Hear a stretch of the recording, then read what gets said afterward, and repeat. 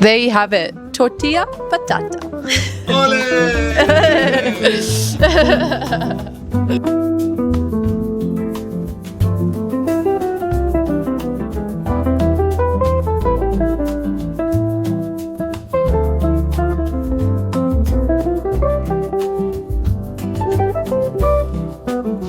Okay guys, so today I'm gonna make you the most common dish in Spain, which is called tortilla de patatas, okay? Tortilla de patatas, it's not like the Mexican tortilla. We call it tortilla because it's like a small cake. The word torta means cake. Tortilla is like small cake. It would be in this case like a quiche, like an egg pie, okay? Yes. So it's like an egg cake, tortilla. So here I am cutting some onions. For those of you that are very sensitive to the onions, I learned a trick is that you can put onions with water and a little bit of sugar. You can also use vinegar, but I prefer sugar because you're sweetening it. You're doing two jobs at a time. You get to sweeten it a little bit.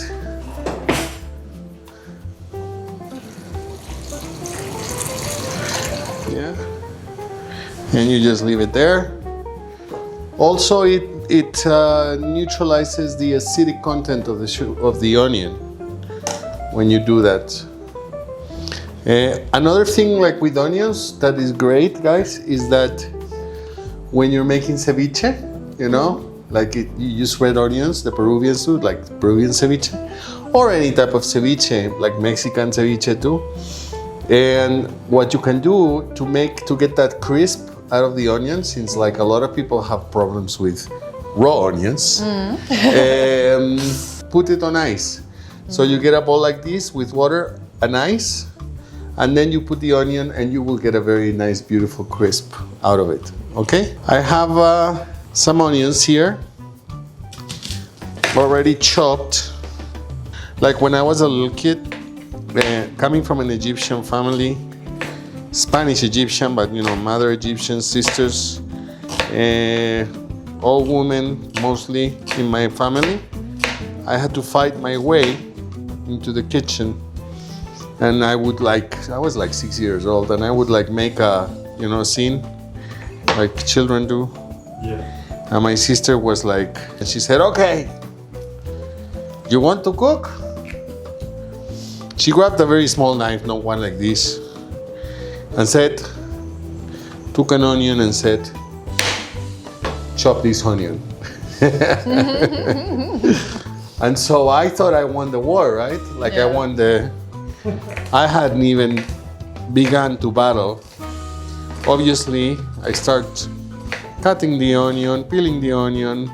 I notice itching in my eyes. It starts itching like, and I'm touching my hand, like with my hands like this, so it might make it worse. And all of my sisters are like laughing, like inside, you know. But I chopped it. I chopped the onion. And I got promoted to, guess what? Peeling potatoes. So this dish has the two first ingredients that I started cooking when I was 6. The two first jobs. And so it also takes me back to that time. Yeah. My first job in the kitchen, when I was merely just walking, picking parsley. Picking parsley from the garden. Picking the leaves of parsley and coriander and rosemary. That's what I started doing in the kitchen. Well, I was in a commercial kitchen, so it was a lot. Oh, right. Like I wasn't like, this isn't family cooking, this is like, you're in the kitchen. Used to So- sleep on the freezer. This is a dish, you know, like during the Spanish Civil War, people didn't really have much things to eat. But you always had potatoes. You always had eggs because you had chickens, right? Yeah. Potatoes was like the main starch, the main carb, the main, like the cheapest vegetable you can. And a lot of these fields, like the farmers who would pick up the best potatoes to sell in the market, but with potatoes you always find them like the bad qualities, they leave them under the earth so the people will pick them. Yeah. He was like, and so potatoes, not just important in Irish cuisine or Irish gastronomy, the whole potato famine in Ireland. It's very important in Spanish cooking. I think it's a survival food. It makes you full very fast. It's very tasty. Like if you think about it, in the whole wide world, any cuisine you go, American cuisine, hamburger with French fries, right? In England, fish and chips, right? In Colombia, there is a trilogy. I call it the trilogy of gastronomy in Colombia. You almost can find everything in what we call a sancocho. Sancocho is like a soup made with meat. Obviously, the broth of that meat, boiling, they normally make it in a clay pot. Sometimes they go to the river and make sancocho. Yeah. It's called Paseo de Rio. It's like we're gonna go for the adventure of the river, with the whole family. That's very Colombian on Sunday. So it's like sancocho and sudado, which is basically like a stew. So you have sudado and sancocho, and the Colombian trilogy in cuisine is potatoes, plantain, and yuca root. So almost every sudado and every sancocho has those three ingredients. If they don't have it, it's not a sancocho, it's not a sudado. All right? So potatoes very important worldwide with all of the things that we eat. It complements. You don't feel like you're really having a burger unless you're having fries with it, So during the Spanish Civil War, a lot of people, this was a great way to survive. Even today, you go to any sandwich, bocata is called in Spain, stand, and you find one of the most traditional sandwiches was a bocata, a baguette with tortilla patatas inside and mayonnaise or alioli, garlic mayonnaise, yeah? We have the potatoes. Look how simple. We have the onions and we have the eggs, guys. All right? So what I'm going to do now, here is another thing, by the way. The tortilla de patatas, the egg pie, if you want to call it. I would call it's like the Spanish pizza, right? So you can make a tortilla pretty much out of anything as long as you respect the traditional ingredients, which are onions, eggs, and potatoes. For those of you that don't love onions, you can do it without onions, or you can use green onions or red onions, or you can just do it with the potatoes. And I love sugar cane. That's one of the things I love about Colombia, is that we don't use granulated sugar. We use panela, which is sugar cane. So is that for everyone in Medellin? Would be using cane sugar? Most people, yes. This is the sugar of Colombia. Yeah, in Mexico they call it piloncillo. I am a garlic lover, can you tell? So I like to put garlic.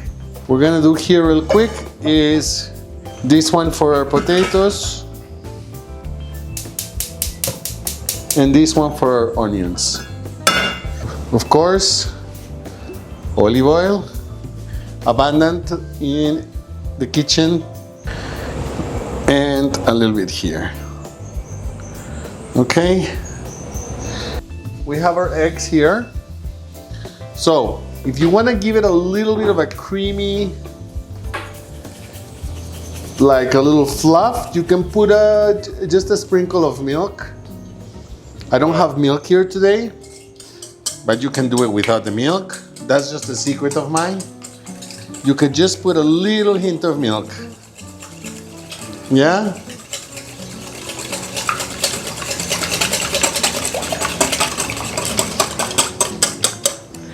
All right.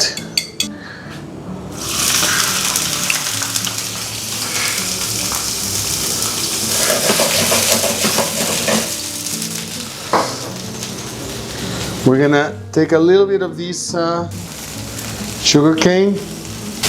These are my touches. You don't have to do the sugar cane. The traditional tortilla, they don't do that. You can use sugar if you like to caramelize it also. And now the potatoes here.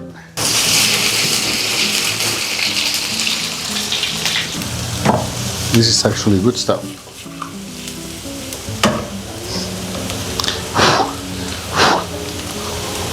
Your potato?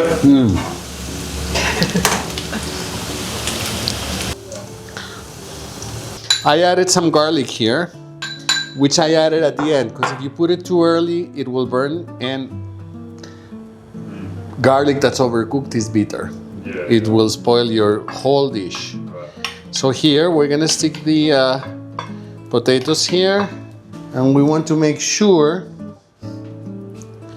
that it's just perfect, like stir it a little bit. So this is like the Spanish pizza. So like you can actually, and I'm gonna show it, you can actually add to this pepperoni, salami, chorizo, serrano ham, any vegetable you like. So I'm going to improvise, since I talk about pizza, Spanish pizza, Parmesano cheese, right? And since we're going like Parmesano, Italian, I roasted some eggplant that you guys brought yesterday, right? A little bit more potatoes. We want good potatoes here. I'm gonna stick some of that eggplant that was in the oven, roasted, baked in the oven with olive oil and salt. Yeah? Yum. And you're gonna see how beautiful it comes out. You can use peppers, anything you want, like a pizza. I'm just gonna go nuts with the eggplant because I love eggplant. That's the Egyptian in me. How is that potato, Vic? Done. Okay, so we mixed it really well, right? And then if you want to know if the oil is ready, just do like this. And when it bubbles up like that, you know it's ready. Right. All right? Whoa. So, here.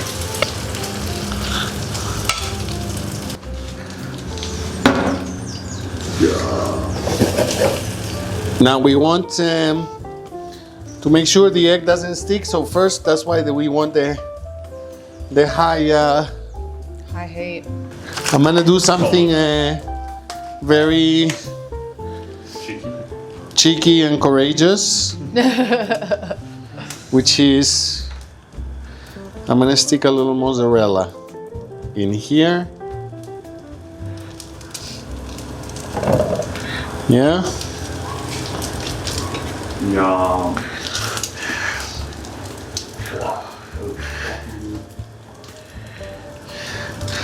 Another thing that goes very good with potatoes and tortilla, which we will do, it gives it a little smokiness. We call it pimentón de la vera in Spanish, but in most kitchens it's called paprika. By the way, also parsley goes really well with the tortilla. Parsley goes amazing, but I'm gonna do this.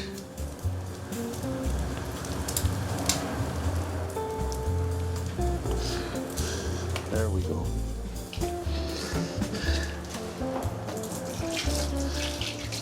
And now, lower it.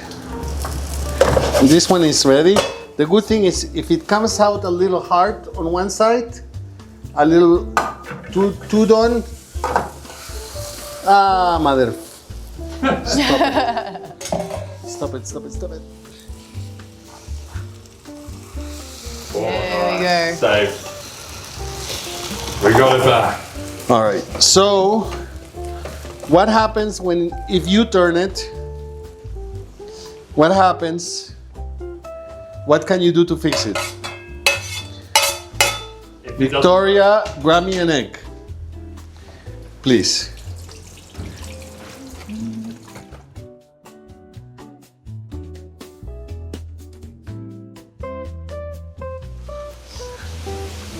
Here, I'm gonna stick the garlic in here now.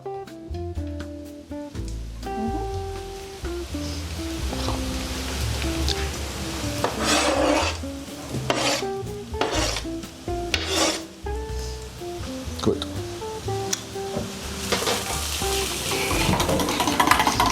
Okay. So to fix it, if it ever happens like this to you, Bit of glue, fill in the holes. you glue it with egg. When you get lemons, you make lemonade. There we go. If you've been cooking all day, do you find it that you're not hungry at the end of the day? Yes, it inhibits because you're tasting. And so you're tasting all the time and you are like it's almost like an overdose of your sensorial self, like your senses. So it's almost like you get full from smelling and tasting. The great thing now about the tortilla is it always has two sides. It's like a coin, right? Heads and tails. And you can always choose the better side. Yeah. Like people, always choose their better side. Tortilla patatas. Wow. And people will never know that you had a little accident on this side when you flipped it. We just fixed it with egg. I think it was perfect that it broke so that we could show people Exactly. what to do when it It's most likely Happen. What do you want for the tortilla before you cut it? You want to let it settle. You want it's like you don't want to cut it. Now we like in Spain to have our tortilla with the eggs a little bit runny. Like we call it mojada, right? Which means you want your tortilla just like when you make love, wet. Yeah, I think food should be wet. All food should be wet. I've never made a tortilla de patatas with eggplant, parmesan, and mozzarella. Right. It's the first time in my life, I swear, that I do it. And that's the great thing about cooking. It's like you can live your life, your day is a life in miniature. You can live it the same way you lived it before. Like a lot of people do, like get up, the same routine, go to work, come home, blah, blah, blah. They even eat the same stuff, Yeah. right? Exactly. Or you can do it different. Yeah. You can have tortilla de patatas, and you can not only have tortilla patatas, but you can have tortilla patatas different every day. Using the leftovers of whatever you did the day before, whatever your body tells you. So Yeah. my message is always do it different. Always so different. That's what I learned about eating and cooking.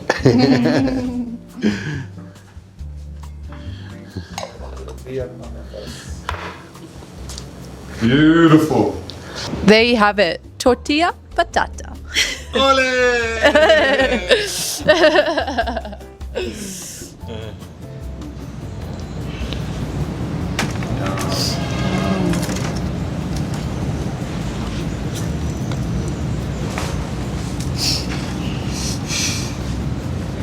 Have to have the XL wine glass. Yeah. The XL piss heads. Big wine glasses. And check out our peppers. Hey. Peppers in the oven. See?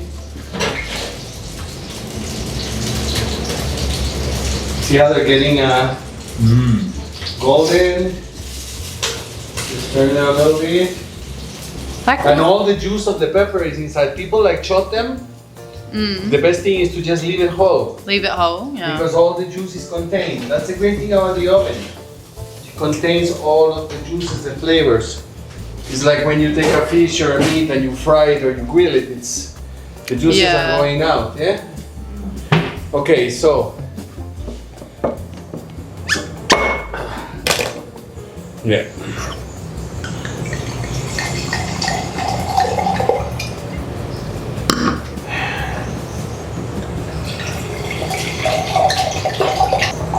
I love that foam. The wine makes the bubbles. All right. Here's to life. Cheers to life. Like the Costa Rican says, pura vida. Pura vida. Don't have butt. Go nuts. And it's perfect inside. It's wet. That's how you want it. It's really nice because it's like a little bit sweet. I like that Yeah. contrast.